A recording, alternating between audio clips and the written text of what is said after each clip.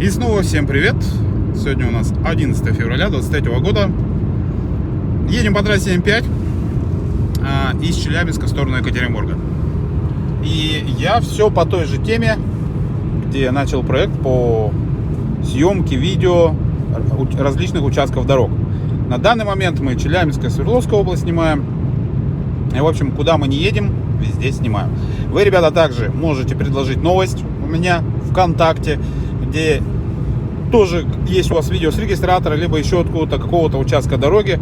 Единственное, вы, конечно, обозначайте, откуда это, как. Можете карту прикрепить, скрин, либо ссылку просто на Яндекс.Карту. И, соответственно, я буду на своей странице, в своем сообществе выкладывать.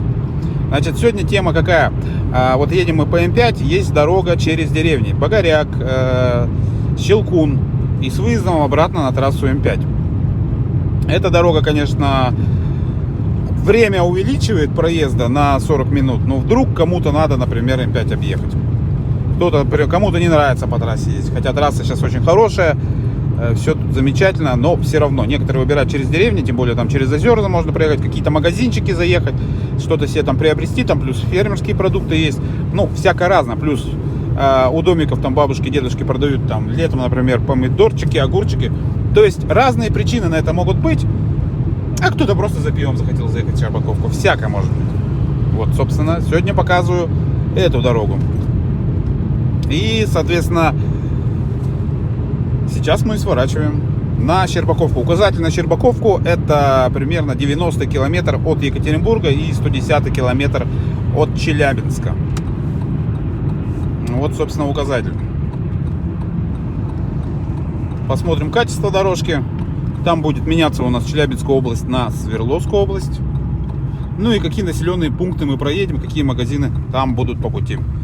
А заправки, вот насчет заправок я точно не помню, по-моему, однако это будет неизвестное. Но тут расстояние небольшое, там всего километров там 30-40 максимум составит, поэтому лучше заправляться заранее. Населенный пункт у нас будет Щербаковка, дорога до него вроде более-менее нормальная, единственное, видите, почищена не полностью, но все равно почищена. Ехать можно. Узкая двухсторонняя дорога. Можно ехать 90, мы не торопимся, 80. Щербаковка.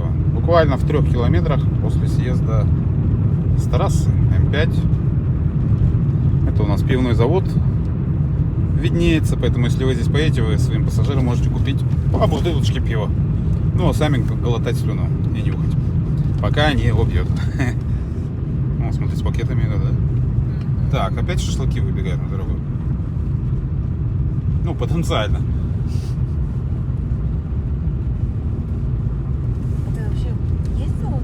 Нет, вокруг. Не ездил.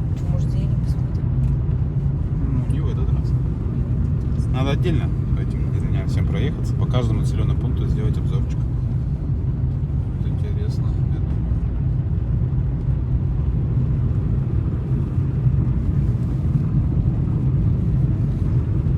Смотри, белица. Классно. Едем дальше. Из Щербаковки. Всем пока отсюда. Конечно, летом дорога намного живописней, но и зимой тоже, я думаю, информация полезна. Летом тут тоже обязательно проедем. А после Щербаковки уже покрытие асфальтное чуть-чуть похуже стало. Но зимой не так заметно, потому что снегом все-таки завалены дырочки многие. А летом-то тут нормально потряхивает.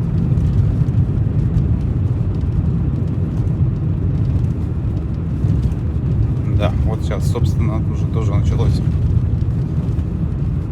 Смена области. Заезжаем в Свердловскую область. Следующий населенный пункт — Андреевка. Всем привет, отсюда деревья так склоняются. Кланяются. Бедные. Очень маленький населенный пунктик, где можно приобрести. Что вы думали? Веники. Да. Тут что-то еще продавали, только сейчас я не вижу.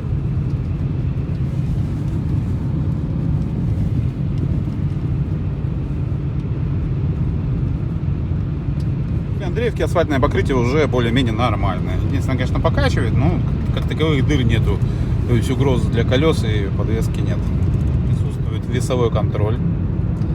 Все это мы едем параллельно трассе М5.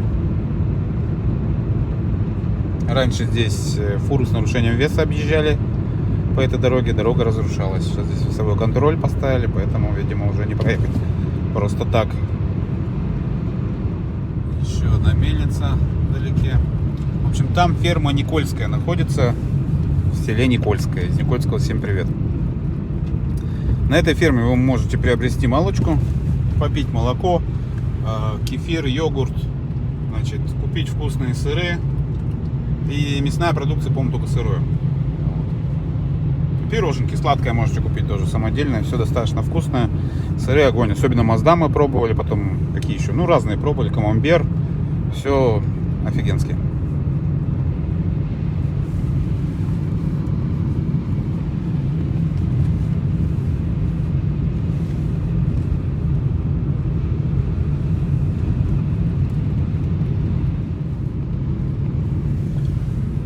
Два магазина продуктовых в Никольском.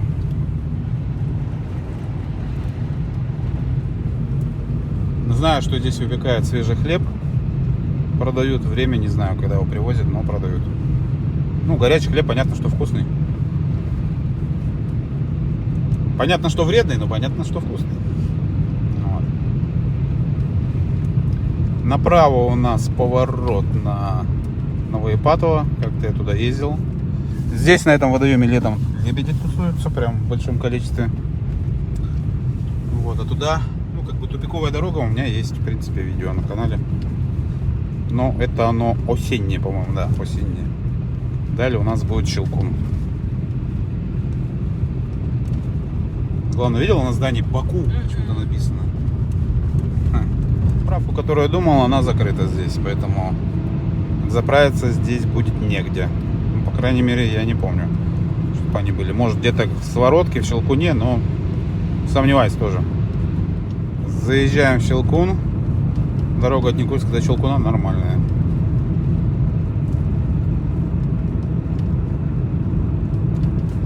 Значит, здесь мы едем по дороге вдоль всей деревни. Она как бы такая центральная, проезжая. Ну и, соответственно, многие домохозяйства, домики так называемые, продают свою продукцию, овощи, фрукты, ягоды и так далее. Там у нас водоем Щелкунский, достаточно большой, на нем тоже рыбачат.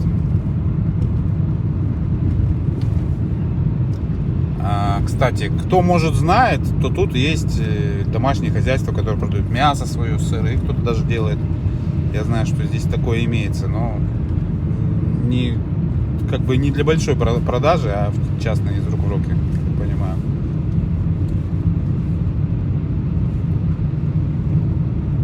Ну и, конечно же, Щелкунский магазин. Здесь фермерских товаров, продуктов это самое тут вкусное.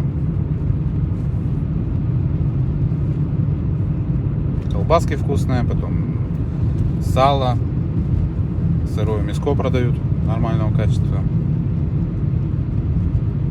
Ну вот, собственно, где-то вот здесь выставляют люди прям возле дороги на обочине что-либо. Ну, сейчас зима, соответственно, столько какие-то запасы, картошки и так далее, но пока не вижу. А летом едешь прям тут, почти каждый дом что-нибудь продает. Кафе, вот рядом пельмень-бар.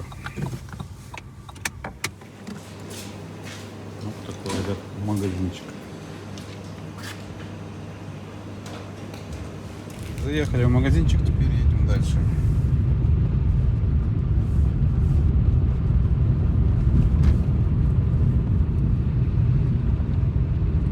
Выехали из Щелкуна. Ох, что там птичка утащила, по качеству какой-то. Интересно. Дорога здесь по качеству тоже более-менее нормальная, не идеальная, но нормально. Ехать можно. Минус этой автодороги, конечно, то, что она узкая двухполоска, и самое главное, то, что здесь обочины практически нет. Ну, по крайней мере, зимой остановиться негде, если что. Вдруг. Имейте в виду. Ну, если пособирать грибов захотелось, там, ягод, как вариант, то нет. Ну, кстати, покрытие сменилось, чуть похуже стало. Но едем нормально. Солнышко появилось. Сразу красивее все стало. Еще, значит, здесь, ну, помимо там водоема Щелкун, есть, проходит река Бакаряк. Дальше будет поворот на Абрамова, если в ту сторону поехать. Там имеются места для отдыха, притом платные, но, так сказать, подготовленные, благоустроенные, то есть с инфраструктурой, прямо на берегу реки. Там типа водохранилище сделано. То есть, например, кто-то там едет далеко куда-то, захотел искупаться, в принципе, как вариант здесь проехать. Дорожники работают. Остановку расчет. Вот Абрамовская. Туда, если повернуть, то можно уехать в сторону, так сказать, местных курортов.